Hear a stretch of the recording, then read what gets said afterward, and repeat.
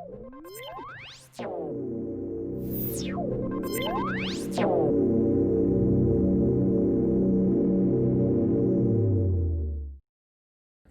everyone, and welcome to our cyber safety webinar, Digital Trace. My name's Courtney, and you'll shortly be joined by Kieran and Cat. This workshop is going to talk about a range of topics related to your online safety and security. So some of the things that we'll be covering are: what is a digital footprint? How to create a positive digital footprint? What to do if a person posts something negative or private about you online? And ways to respond if you witness inappropriate behaviour online. To start with, we're going to speak to you about what is known as a digital footprint. Everyone who uses the internet has one. So, what is a digital footprint? A digital footprint is the trace left by your online activity. This includes your social media posts and comments, the personal info you share when creating accounts on shopping websites, your browsing history, your online subscriptions, and any photos and videos that you've uploaded to places like Google Photos or Apple's iCloud. Basically anything you've done on the internet with your name attached to it. Your digital footprint has become a kind of digital portrayal of your reputation. Employers, schools, universities, and other people can Google your name to find more about you. And it may include information that you don't want others to know, or you aren't aware that strangers can access. Once you upload, share, or post online, it can be there forever unless you're mindful and actively manage your digital footprint. In some cases, you may be unaware that your data is even being collected. If you don't manage your digital footprint, it could lose control, and your information may end up being used in ways that could potentially cause you problems in the future. Here's a quick video from the eSafety office speaking to students at a Sydney university about their experiences with their digital footprint.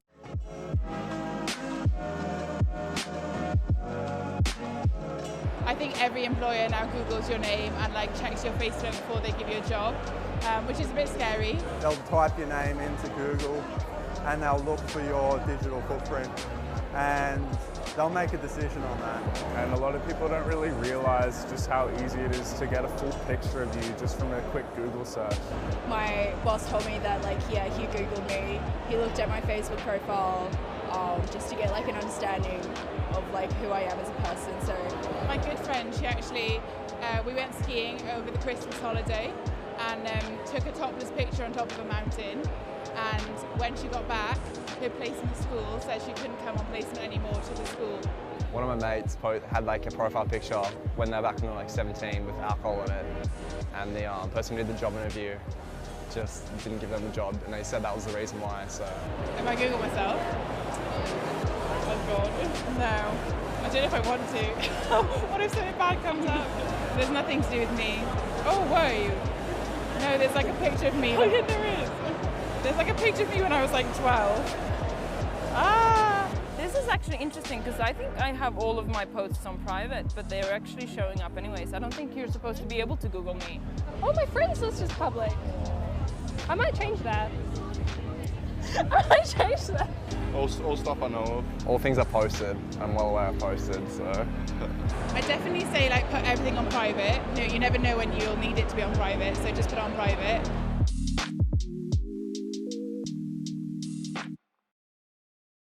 Taking control of your digital footprint today will help you safely make use of your time on the internet and all the positive services and opportunities that are available. Here are some tips from the Australian Digital Health Agency about how to best manage your digital footprint. Search for your digital footprint. Search for your information to see what is publicly available and what is available to restricted groups. Using an internet browser, type in your name or email address and see what comes up. Also, to make sure to search for the images to see what is returned. Review and update your information. Make sure that any personal and work-related information returned is suitable. Review your privacy settings on your devices, apps, and online accounts to ensure that you are aware of what data is being collected. Check your configuration settings on your devices and review which apps have access to information such as your photos, location, calendar, and contacts. Use strong, unique passwords for each of your devices, apps, and online accounts, including your social media accounts. Where offered, consider using multi-factor authentication to add further protection. That means when you get your SMS when you type in your password. Clean up your browsing history. So when you're finished viewing or entering your content on the web, ensure that you delete the browser history and close all the browser windows. Where available, turn on the option to automatically clear your browsing history when you exit. This is important in places such as libraries with the free internet. Review regularly. Looking after your online digital footprint is an ongoing job.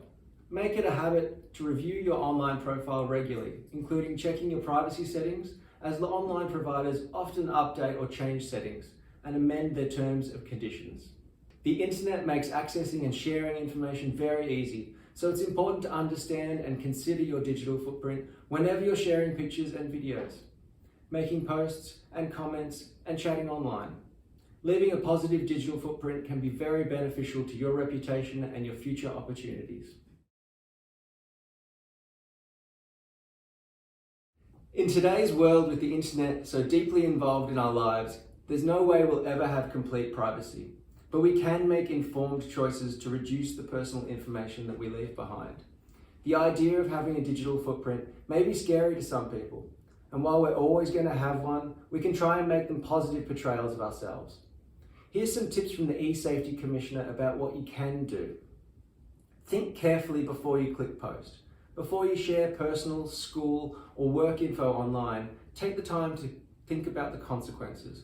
Ask yourself whether it's necessary to share this information and consider whether it could potentially harm yourself or others in the future. If in doubt, don't post it. Think carefully before you like or follow a page or post. Make sure that the pages, groups, photos and videos you like, follow or comment on are true reflections of you and actually things that you want to be associated with. Remember, a potential employer may not know that you've liked a page as a joke and not understand it in a wider context. Set expectations. Remember that others, including your family, friends, and groups that you're involved with, can also post and share content about you online. Have a discussion with them and make it clear what you expect from others when it comes to your digital footprint. Check your privacy settings. If you find random photos or posts that are publicly available and you didn't think that they were, it's a good time to change up your privacy settings. Check out the eSafety Guide to find out more about the privacy settings for specific social media apps and how to make them secure. Get posts, photos, and videos taken down. If the posts are from someone else and you're tagged in them, try to untag yourself or ask the person or website admin who posted them to take them down. Be safety conscious. It's hard to have a positive online presence if you're not in control of what you share. You should use strong passwords to keep things private and keep anyone else out of them. Delete old accounts. Social media platforms can go out of fashion quickly. What happened to MySpace and Vine can easily happen to TikTok. Nothing posted online ever disappears completely, but it's best to delete old profiles instead of leaving them unattended. And lastly, be true to you. Be your own person. Don't let other people pressure you into doing things that you don't want to do or to be someone that you aren't.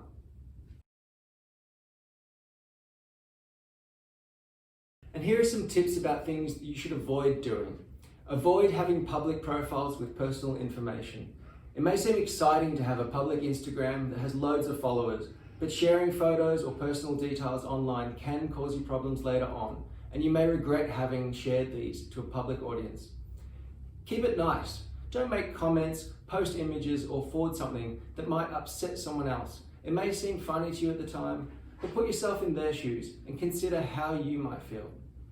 Avoid entering personal information while on public Wi-Fi. Avoid Wi-Fi hotspots in places like cafes, airports, hotels, and libraries. They're convenient, but you shouldn't be doing things like checking your bank account as it can be easily intercepted. And lastly, think before you link. Think carefully about sharing links to other sites. You never know how other people may interpret the content. It could be embarrassing, upsetting, or hurtful to others. So we've talked about our digital footprint and that it is within our control. But what about when you're not in control over what's posted online? What can we do if someone has posted something negative or private about you?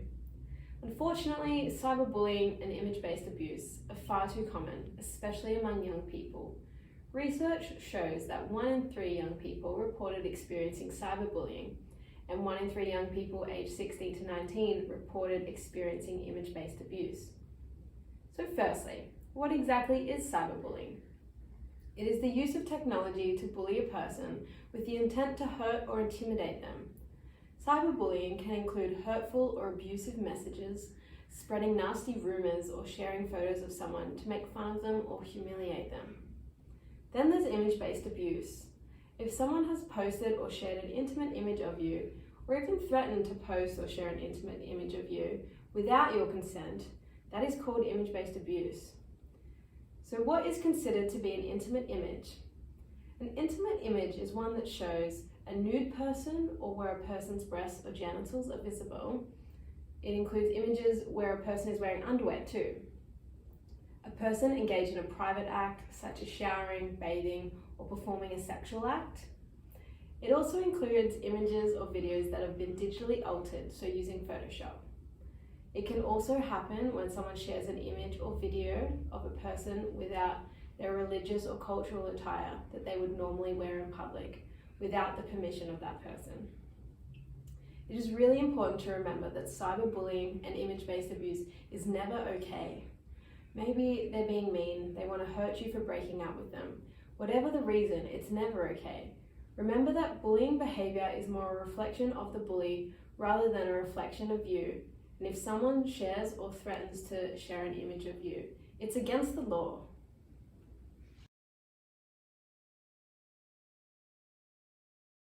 Now we're going to discuss some tips on how to take action and get help.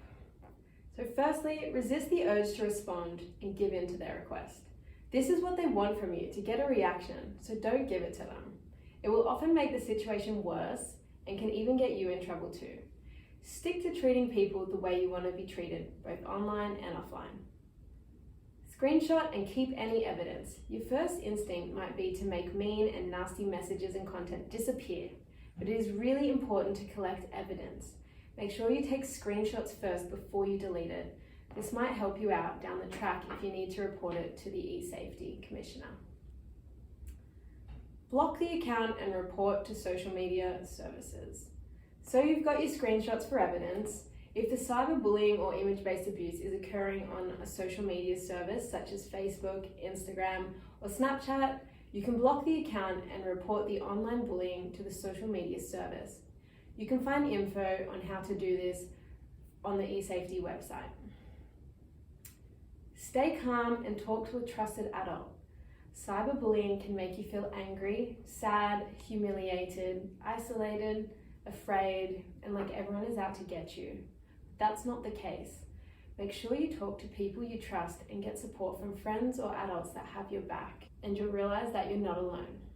There are also many online and phone counselling services with caring people ready to hear you out, such as Headspace, Kids Helpline, or 1-800-RESPECT. And then there's also us, Youth and Family Services, and we're here to support you too, and we have your back. Report to the eSafety Commissioner. The eSafety website is a wonderful resource for anything related to your safety online. If you're under 18 and a victim of cyberbullying, you can make a report to the eSafety cyberbullying team, or if you're a victim of image-based abuse, you can make a report at any age. In response to your report, the eSafety Commissioner can get the content removed quickly and may also take action against the person who posted or threatened to post an intimate image without consent. Importantly, if you don't feel safe, always call 000. It's important to remember that you're not alone and there is support. Don't forget to check out the eSafety website for a goldmine of information to keep you safe online. So, we've talked about what we can do when someone else shares your private content and information online. But what about when we see someone else being treated in the same way? Fortunately, there are things that we can do to help protect the privacy of our peers and stand up against bullying and harassment. We're going to discuss some ways that you can be an active bystander. That's someone who says or does something to stand up against bullying and discrimination. But first, we're going to watch a short clip. You know that thing where someone is speaking up on social media and suddenly you glance at the comments and bam, someone's hating on women, just when you least expected it. But we've all experienced or witnessed it. Maybe it's a single word or a pile-on of comments.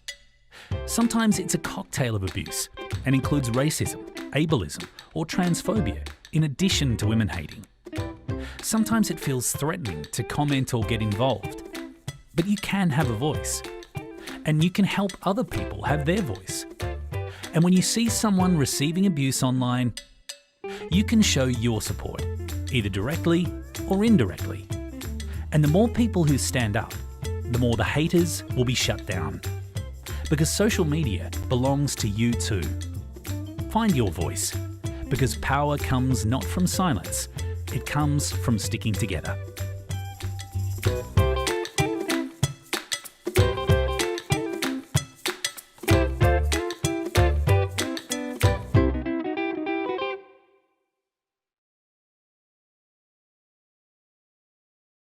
As you can see in the video, standing up to inappropriate behaviour online can have a big impact, no matter how small your actions are.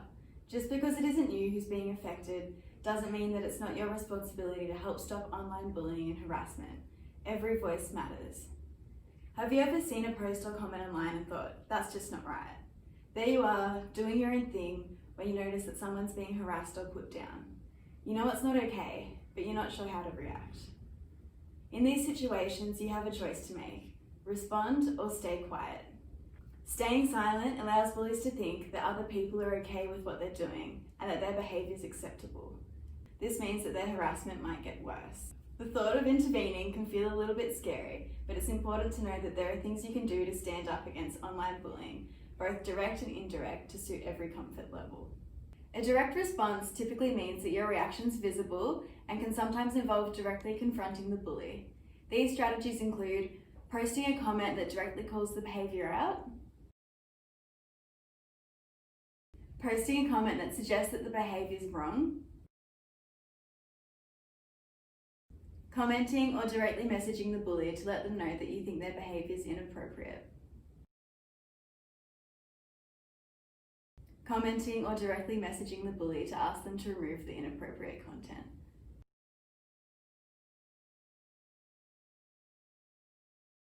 On the other hand, indirect responses are strategies that you can use if you want to do something but don't want to make a visible stand. If you don't know the bully, this is often the safest option because it helps to avoid direct confrontation with them. Indirect responses can include reporting the post to the social media platform or website, supporting other active bystanders by liking their comments, messaging the person who's being bullied to offer support, and reporting the incident to the e-safety commissioner, who can get serious cyberbullying content removed from the internet. No matter who you're reporting the behaviour to, it can be useful to collect evidence and information. Remember to take screenshots and save messages so that you can demonstrate exactly what happened. Choosing to stand up can have a big impact. Your actions support the person being targeted and let others know that it's okay to step forward and call the behaviour out. Your response also lets the bully know that people don't approve of their behaviour and can help them to realise the hurtful impacts of their actions. While we think it's really important that everyone stands up against unfair treatment and inappropriate online behaviour, we also strongly believe that your safety comes first. If a situation seems too risky, don't feel pressured to get involved. Do what you can, like taking screenshots and reporting posts, but remember to look after yourself first and foremost. For more ideas about ways to stand up, check out Gender Equity Victoria's active bystander resources.